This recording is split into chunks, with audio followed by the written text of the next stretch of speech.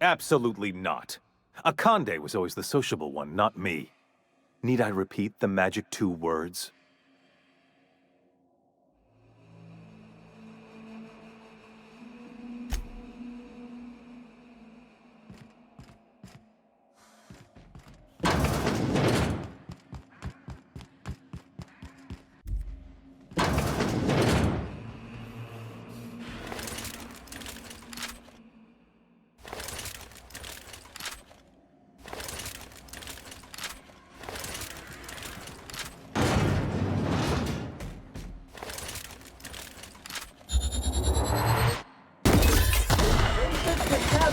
Detected! Please pick up all skilled crew members. Good shoot!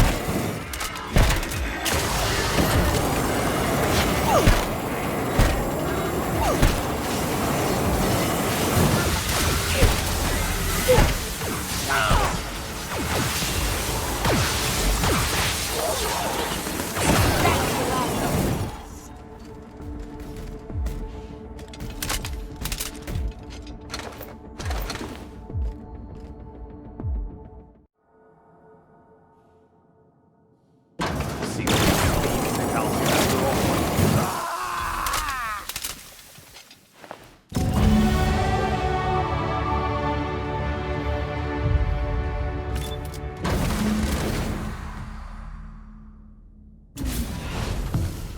You don't know how glad I am to see you.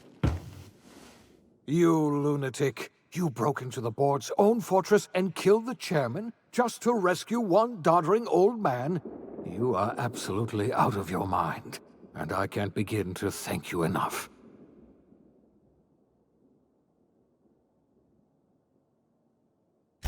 I know, my friend, I know. And now it's finally over. The board's finished. It's only a matter of time before the entire system slips from their grasp. You've broken the board's stranglehold on this colony, and you saved my life. But there's still so much we have yet to accomplish. You and I are going to have to work harder than ever to save Halcyon. I'm afraid the situation is far worse than any of us ever anticipated.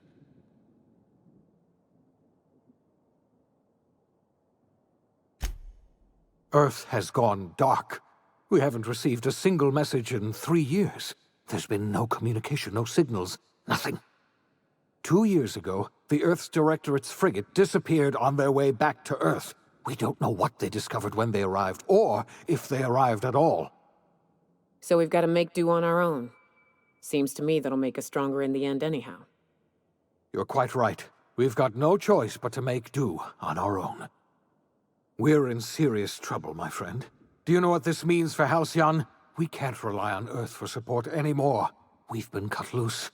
We're entirely on our own. Yes, we do. You've done a marvelous thing. You've succeeded where anyone else would have failed, including me. We must begin the revival process immediately, starting with the Hope's brightest minds, and then we're going to fix this damn colony, one problem at a time. We're going to need a leader, and I can't imagine a better person for the job than you. What do you say, old friend? Will you help us? When I revived you, I thought you were going to help me save this colony. I was wrong. I had our roles reversed, you see. You're the one who's going to save us all. I'm just the one who set you on your path. You're the best thing to ever happen to Halcyon. If you want to take it upon yourself to lead this colony, you have my support. We're not a colony any longer, are we? Our last connection to Earth has been severed, and so we have been set free. Our future is uncertain, and no one knows what tomorrow holds. Exciting, isn't it?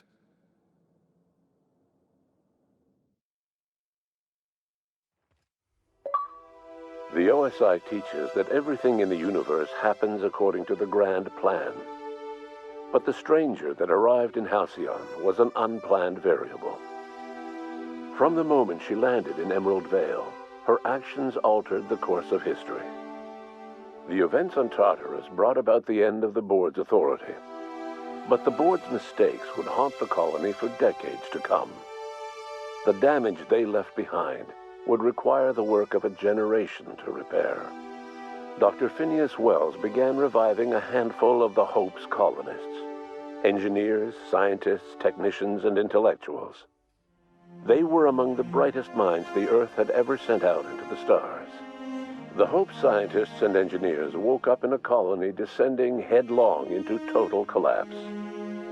With no way to return to Earth, they had no choice but to band together and devote themselves to the cause of saving Halcyon. The people of Halcyon were nothing if not hardy. In the absence of the board's authority, many of the colony's settlements banded together with a single purpose in mind: survival. Life was especially hard in the years to come. Some towns dissolved by attrition and starvation, but most of them found a way to carry on. In the years to come, Halcyon was forced to reckon with its newfound freedom. The board was gone, and for better or worse, the colony was responsible for its own destiny. Between MSI's worker-centric policies and the iconoclast's manpower, Sanjar and Zora were able to rally many of the Terra 2 townships to their cause. MSI's workforce swelled, and the iconoclasts enjoyed a significant surge in their ranks. The board was too distracted by infighting and internal politics to stop MSI from becoming a powerful corporation and a refuge for townships that might have fallen through the cracks. Bolstered by her status as savior of humanity, Lilia Hagen ushered Sublight Salvage to a new golden age. Her company grew bolder and more transparent over time, muddying the line between lawful and criminal for the entire colony. The Sublight family would thrive for years to come. The collapse of Edgewater left its workers bereft of any purpose in life. Most of them made their way to Adelaide McDevitt's camp, hoping to ingratiate themselves into her favor. Adelaide accepted only a few to her community. The rest were turned away and likely died of starvation. Nevertheless, Adelaide's camp grew into a well-established town. Adelaide McDevitt refused to cooperate with the ongoing effort to save Halcyon from collapse. A sympathetic deserter stole a copy of her research and delivered it to the Hope's scientists. It is unclear how useful Adelaide's research was. An optimistic estimate suggests her work may have bought Halcyon another few years of survival. Adelaide would never know. She died that winter. The loss of Junlei Tennyson hit the Groundbreaker hard, and even threatened to undercut the ship's independence. Taking up the example of their fallen captain, citizens banded together and rallied anew for the Groundbreaker's autonomy. Junlei was remembered as a folk hero, the spark that ignited a flame, heralding a new age of proud defiance against anyone who would challenge the Groundbreaker's sovereignty. The rediscovery of the Hope and the abandonment of the lifetime employment program forced Byzantium to come to terms with some uncomfortable realities about the state of Halcyon. While Byzantines were reluctant to surrender the luxuries they'd grown accustomed to, the board's diminished authority gave them little choice in the matter. Nearly everyone had to learn to make do with less. Some even had to get jobs. It was a dark time indeed. Life in Halcyon was sobering for Felix Millstone. The grand revolution he dreamed of never came. There was no great awakening for the colony, no celebrations in the streets. There was only the hard, desperate work of trying to repair a broken colony. Felix never had a head for numbers, but if there was labor to be done, he was there to help. Eventually, Felix realized that the work of a revolution was done with two hands. After all he'd seen and heard adventuring with you, the vicar Maximilian de Soto renounced his faith and joined the effort to rebuild the colony.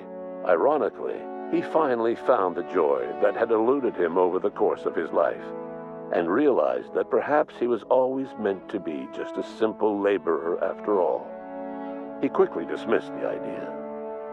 After Junlei's murder, Parvati turned inward. She was merely quiet at first, and she wouldn't speak unless spoken to. Eventually, she stopped speaking at all. Once the matter of the Hope colonists was resolved, she slipped unobtrusively from the Unreliable during a refueling stopover. She took nothing from her berth and left no word of where she'd gone. Nyoka returned to Monarch to take another crack at making a permanent life for herself. She formed the Charon Group, a mercenary outfit of ragtag survivalists and wilderness experts. Anyone in need of a guide or just looking to throw back a beer and swap stories could find her camping on the trail or clearing an infestation. The SAM unit that accompanied you spread awareness of the product line's superior sanitation and maintenance capabilities across what was left of the colony. This led to a boost in SAM unit sales. Did you know that SAM units are the longest-lasting, toughest-acting cleaning solution in Halcyon? Minister Clark was released from house arrest, and his contact with you gave him a sense of renewed purpose and vigor. Once it became clear that no help would be coming from Earth, he threw his considerable efforts and talents into helping Halcyon manage the crisis before it. As for Dr. Phineas Wells, he spent his remaining years in his orbital lab. He eventually came to terms with his own past and was able to forgive the mistakes of his younger self by devoting his remaining years to serving the colony. Dr. Wells was able to revive many more scientists and engineers than he first expected, thanks to the additional batch of chemicals you stole from the Ministry.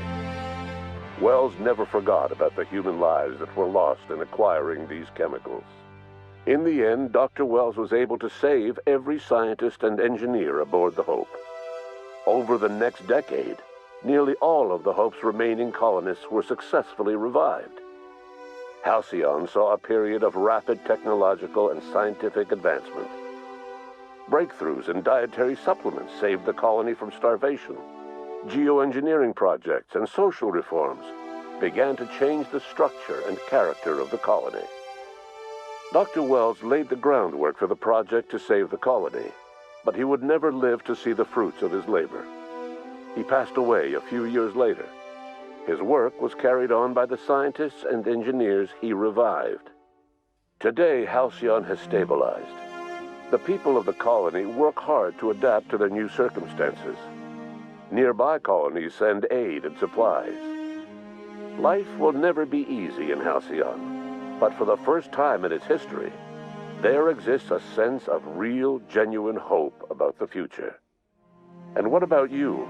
The unplanned variable in the history of Halcyon. Long after Wells passed away, you carried on his work with more energy, determination, and brilliance than he could ever muster. The years that followed were hard, but Halcyon survived by the efforts of the Hope's most promising colonists, the greatest of which was you. No one knows what's happened to Earth, and no one knows what the future has in store for Halcyon. All we know for certain is this: the name of the Unreliable and that of its intrepid captain will remain the subject of countless stories for years to come.